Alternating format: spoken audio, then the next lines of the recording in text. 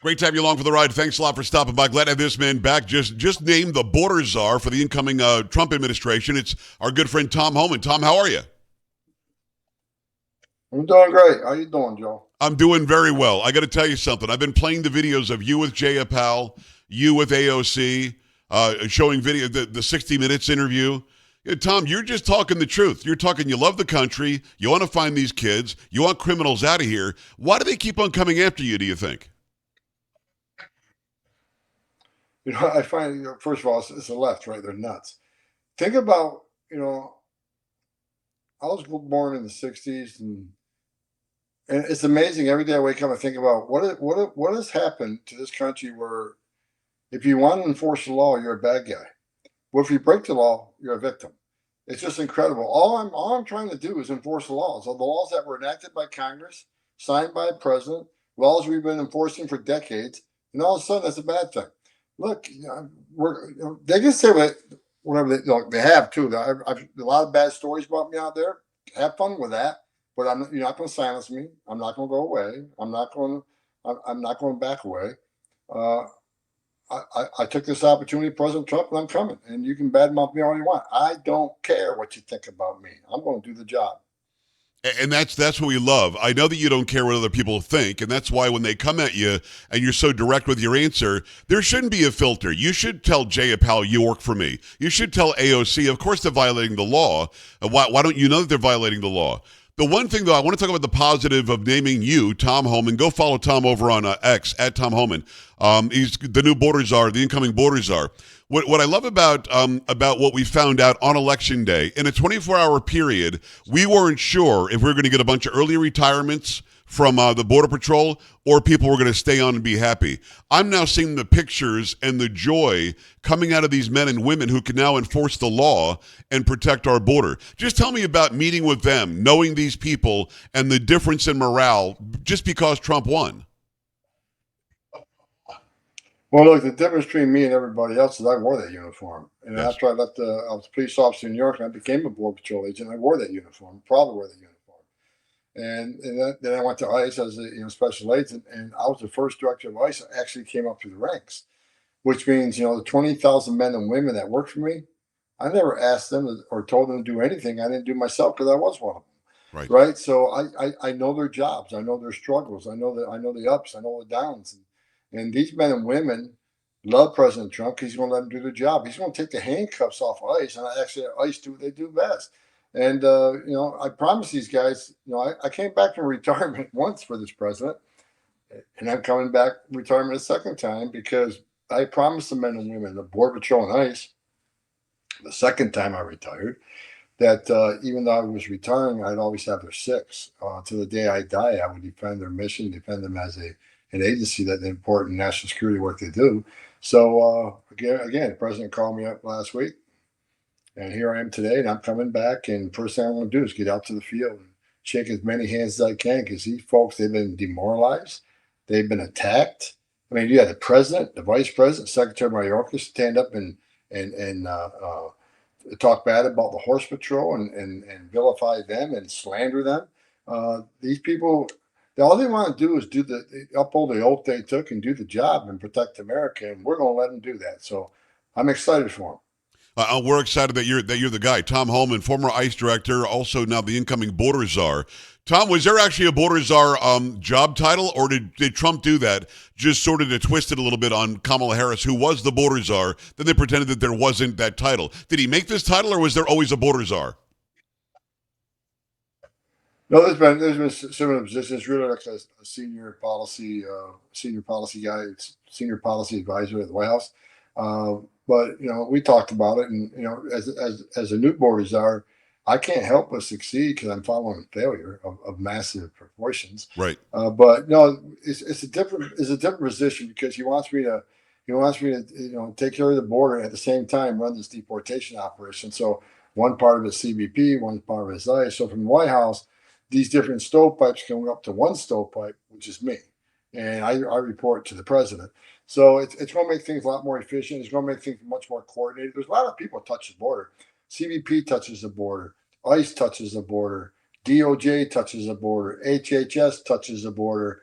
And so that you got all these different stovepipes touching the border, and rather than have all these stovepipes coming to the White House, they're all going to melt into me as the borders are. Then, like I say, I'll report to the president. So we have a more coordinated, efficient operation, better than we did during the Trump administration, which was groundbreaking and historic.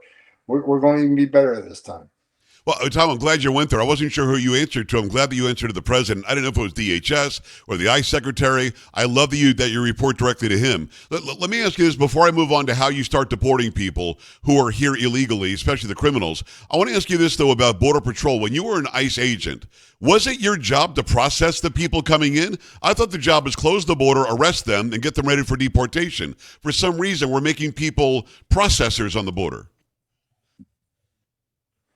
Well, we always got to process them, but usually process them for removal. And this administration not doing that. Right.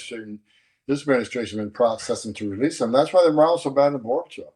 I was down on board a few months ago, and I ran into two agents out on patrol, and they recognized me. So we talked, we had a good chat, and this is the true story. One agent said, "So how's your morale?" He goes, "Well, I'm not a border patrol agent. I may be wearing a uniform, but I'm more like an Uber driver because I arrest people and drive straight to the airport." Wow. The other guy felt like he was a travel agent because he's doing paperwork, not to deport him. He's doing paperwork to release him to an NGO until he can be flown to the city of his choice by the taxpayers. So the morale, these guys, these are federal law enforcement officers who want to secure the border, not just process them and help them get to the interior, which they've been doing. So no, this administration took the whole mechanism of border security and turned it on its head, and that's why you got 10 million, more than 10 million illegal alien counties, which is an historic high. I mean, this administration sent a message: you can cross the border illegally, you can turn yourself in, you'll be released within 24 hours. We're going to give you a free airline ticket to the city of your choice. We're going to put you in a free hotel room. We're going to feed you 3 meals a day and give you free medical care. In about 120 days, we'll give you work authorization, which is the very reason they were coming. They're not coming for asylum. They're coming to get a job and make money. And I get that, but that's not asylum. And why we got millions of people committing asylum fraud, where 9 out of 10 are going to be ordered removed, and that's ones we're going to look for. There are literally millions of people standing in line. They want to come to this country the right way, taking their tests, doing their physicals, paying their fees. And there are people in this world who really are escaping fear and persecution. They really are asylum people that we need to help. And they're sitting in the back of the bus. So no, all this crap ends January 20th. It is at Real Tom Homan over on X. It's Tom Homan, the incoming border czar, former ICE director. When it comes to getting rid of them, Tom, well, before I do that, let me just ask you this. You talked about flights. Did you ever think our country would load up planes from Haiti and just start flying people in from foreign countries and just letting them go to the interior of the country? What the hell happened to our country that would ever be the plan, that you and I, the taxpayers, pay for free airfare for people just to come for a, quote, better life? Like I said, it's borderline treasonous. I mean, come on.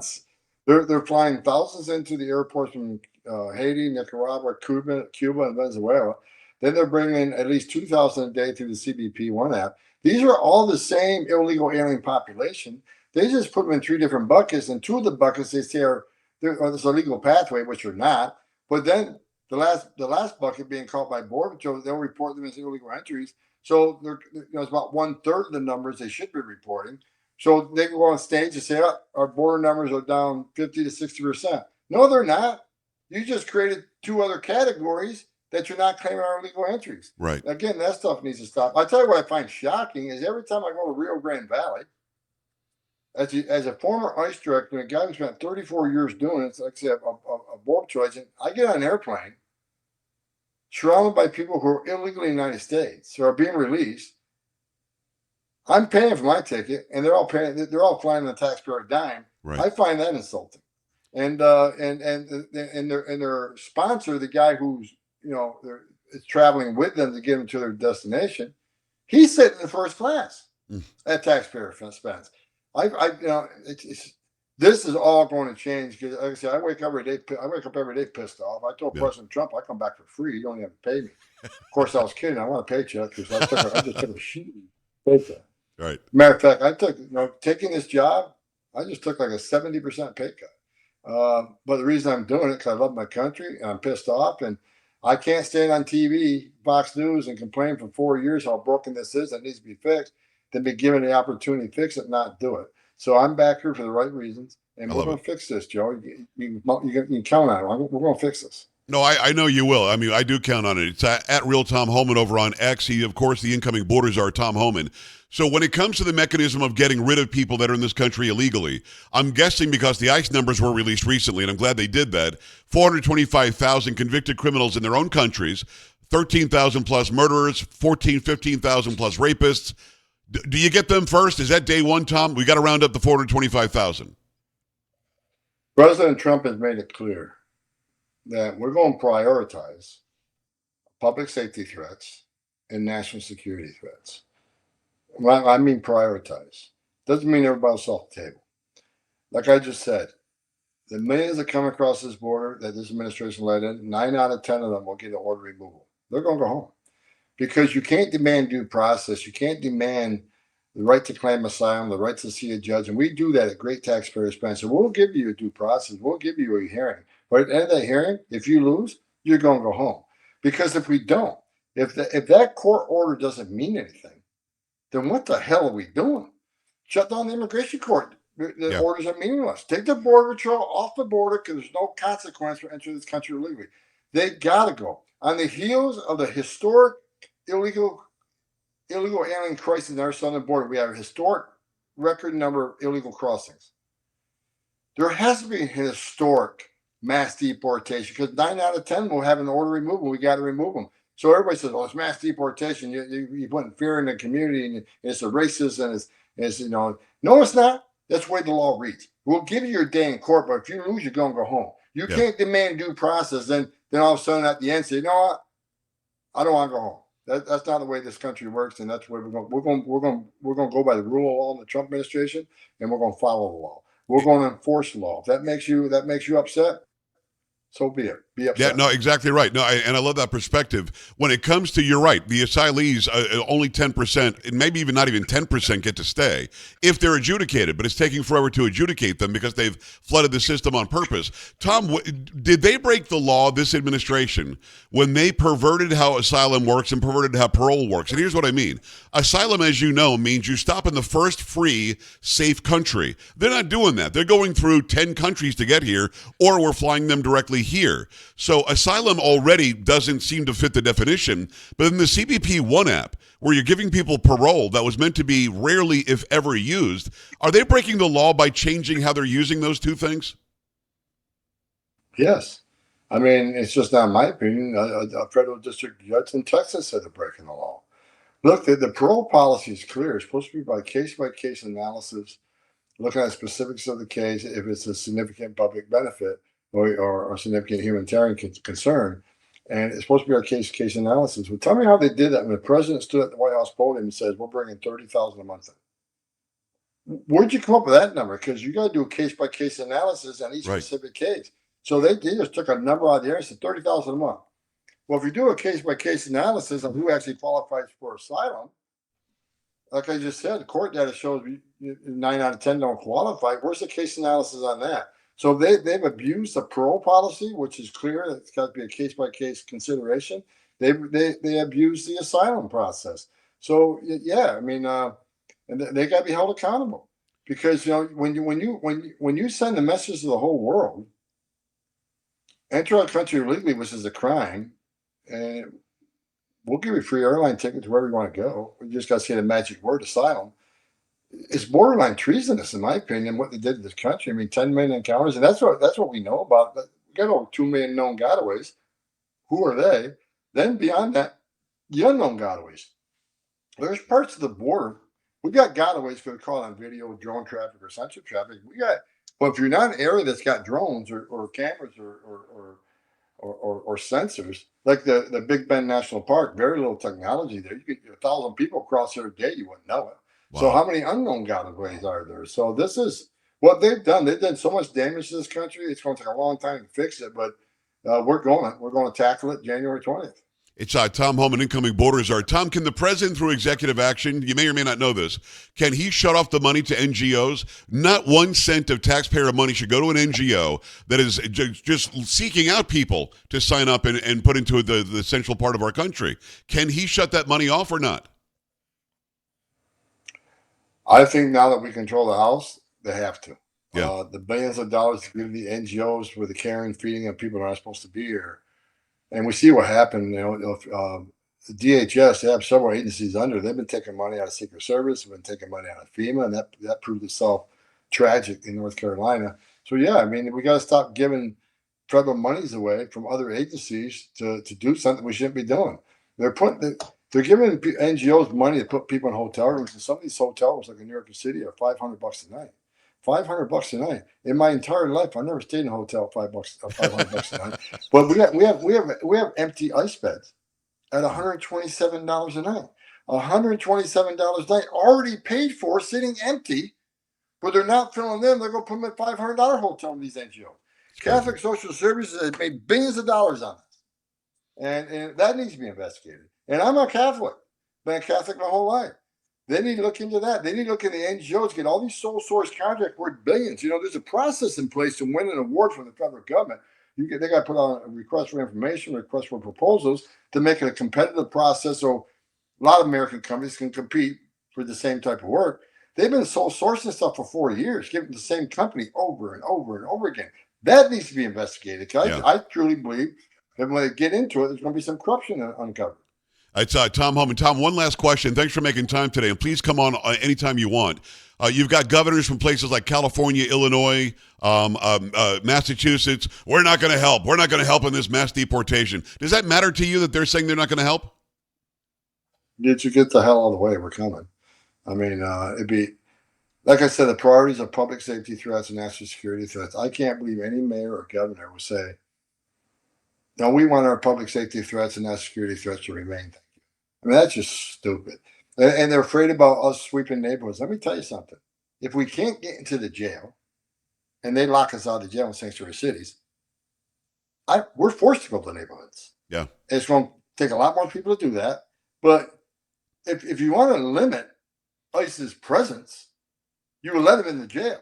So they say one thing, and their actions they take hurts their cause. So, regardless, you know what?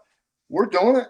And if they stand in the way, we'll go around them and we'll go over them. Because I'll tell you what, federal law trumps state and local law every time.